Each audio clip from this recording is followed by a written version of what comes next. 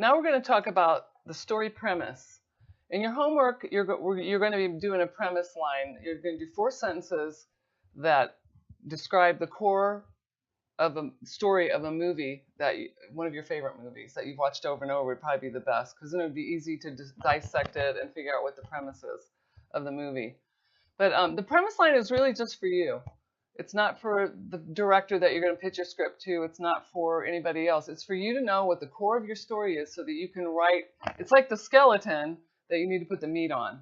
So if you understand the core of your story, then you can just kind of outline it, map it out, and then put the meat on the bones with the dialogue and the characterization and the action sequences and things like that. So it's really good to know the core story. It's good to know the premise. Very good, because then you can map it out. And that's one thing you guys have to know, is that screenwriting isn't willy-nilly. You just get a revelation and then dump it all off on the page. You have to really think through what you're doing. You have to think about your characters. You have to think about the motivation. You have to think about the action and how it works with their motivation. You have to think about everything. And it seems kind of, at the front end, it seems like a lot of work, and it is a lot of work. But if you want your story to become immortalized on film, you're going to have to do that work, and especially if you want to sell it to Hollywood. So we're gonna go over a little bit on how to determine the premise of a film. And I have to get through here. Okay, the story premise. The first thing Jeff Lyon talks about is the protagonist clause. It deals with the character, introducing the character, and then the constricting or event or the inciting incident, the thing that is going to change them to have to move in a different direction. So first of all, you have to determine who's the main character, whose story is it exactly. If you have 3 or 4 main people in your story, one way to determine who exactly the protagonist is to ask these questions. Who is in the most, if you're talking about a story, who's in the most emotional pain? Who has the most to lose? And who changes the most in the end? If you can answer one character to all those questions, then you probably got your protagonist. Now, I gave you last week a piece of paper that had 9 basic story structures on it, kind of how they go in 9 steps of how to structure a story. It's of a short film, but it's really for any story. So in this protagonist clause, you're really dealing with the first 3 items of that basic story structure. So I gave you that in your homework, so you can look at that when you're building your premise for the movie that you watch. So we're introducing the character.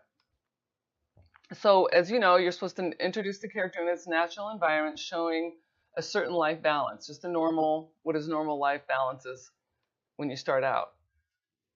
And to build empathy, you show the protagonist's character flaw that will be exploited to drive the story. Then there's an inciting incident. They say turn of events in this thing. Constriction, inciting incident, turn of events, it's all the same thing.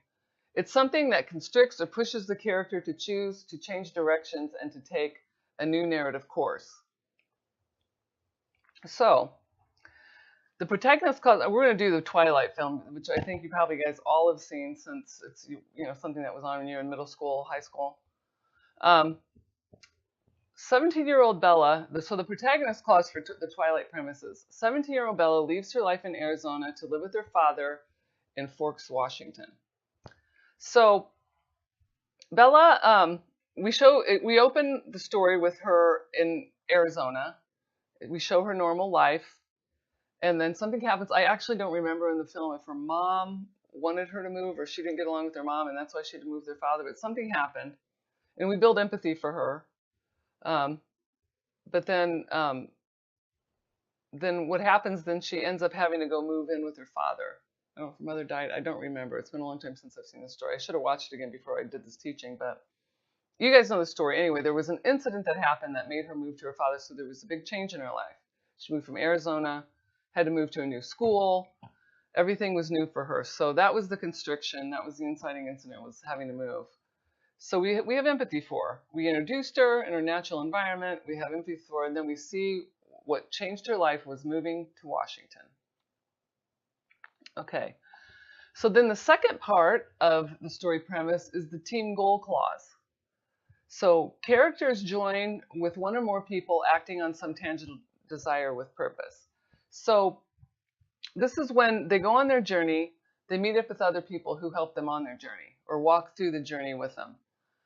Most movies, people don't go through it alone. Some of them do, like Castaway, or there was one that I watched with a guy that was up in Alaska and ended up dying up there. But there's just a few of those, but there's not many. Usually there's more people, one or more other person acting with them. So that's the second clause. So the next part of the story. Usually the protagonist clause would be the first part of the story. In a real script, it would be the first 15 pages, and maybe, and in your story, maybe the first 3 pages. Then this team goal clause, which is the second clause, would represent the next chain of events that happen, probably the next 3 pages. So they're acting on some tangible desire with purpose. So, desire. So explain the desire. The constriction incident that caused the change should reveal the desire that your character has, what they want, and what they will pursue throughout the story. So the move to Washington produced a certain desire in Bella, the main character. So it's actually the 4th item of the basic story structure I gave you, which is the call to action. The character reacts to the constriction, inciting incident, turn of events presented, many times joining with other characters to help him in his quest. So what happened? Bella has to go to a new school. She's not liked by all the kids, and she's definitely not liked by all the vampires. So she has constriction. She has contradiction and conflict with different people, and she wants to be accepted. And what happens is she meets the vampire, bad boy vampire, and gets connected to his family, and they don't like it at first either. So there's constriction. So the call to action, what she's overcoming in that section is the rejection of moving to a new place and integrating into a new family and with this boyfriend and new things. So that's her call to action. That she reacts to the constriction by finding someone who actually is nice to her and likes her, and it's actually the vampire boy. So so the team goal clause for Twilight's premise is Bella finds herself powerfully drawn to a classmate and bad boy vampire, Edward Cullen, with whom she begins an obsessive love affair culminating in her desire for him to turn her into a vampire so she can be with him forever. So she has this obsessive desire for him. And that's what turns into her desire. That's what desire comes out of this. So then the third clause is the opposition clause. When the character's actions meet with some force that generates disorder and or chaos. It's about the adventure with resistance. So it's more adventure, now she's going on an adventure, but we're going to see the real resistance now. The antagonist is going to really come forth strongly. So you have to determine who the antagonist is. I mean, she had some small antagonists, Bella did. She had kids at school who didn't like her. She had some people in the vampire family that didn't like her. So there were some smaller opposition forces, but it wasn't the big opposition force. So the primary antagonist is, you have to find out who that is. So it's someone who wants the same thing as the protagonist, but wants to beat him to the punch generally. It's someone who's is striving for the same thing, or they know the protagonist best and can use what they know about them to manipulate them, or they're a reflection of the worst kind of person the protagonist could become unless they change. Now, generally, the first two are definitely part of the protagonist for most movies. They want the same thing, and they're trying to get there first, or prevent them from getting there, or they're trying to manipulate the protagonist because they know them psychologically, can manipulate them because they know their weakness. But being a reflection of the worst kind of person, that happens sometimes in stories. But as far as Bella goes, her protagonist was this predatory vampire um, who I guess he wanted. I mean, this, you know, Jeff Lyons said that in the opposition clause for Twilight that the vampire just, likes the hunt, so that's why he's going after her, because she's a human being, she's harder to hunt, so he likes it. So that's his main reason for being the antagonist. Um, wouldn't be any of these, but that's, these are good things that you can ask to find out who the main protagonist. Like you said, she had other obstacles too. I mean, there was another boy, the werewolf boy, played by Tyler Lautner. Um, he liked her too, and I think he was more humanoid. At least he was alive. He morphed, but he was alive, so he liked her. So she had to decide between the human and the werewolf. So there was opposition there too, and resistance, things she had to work through. So these would be the fifth and sixth items of the basic story structure. The quest. The character is pursuing her goal. His desire is challenged in several ways with a goal that is harder to reach than anticipated. So like I said before, her challenges were with the werewolf boy who liked her. Should I go with the human or with the vampire? There's these vampires coming against her. There's blah, blah, blah. Her desire is challenged. I think her main desire, though, is challenged by the Taylor Lautner's character. And then the crisis, the character is at his lowest moment and one step from giving up. So I think she almost gets taken out by that vampire, and that would probably be the crisis point. So the opposition clause for Twilight's premise is the affair and Bella's life are threatened by James, a predatory vampire who targets Bella for death because she is a hard target, as he loves the hunt more than the kill.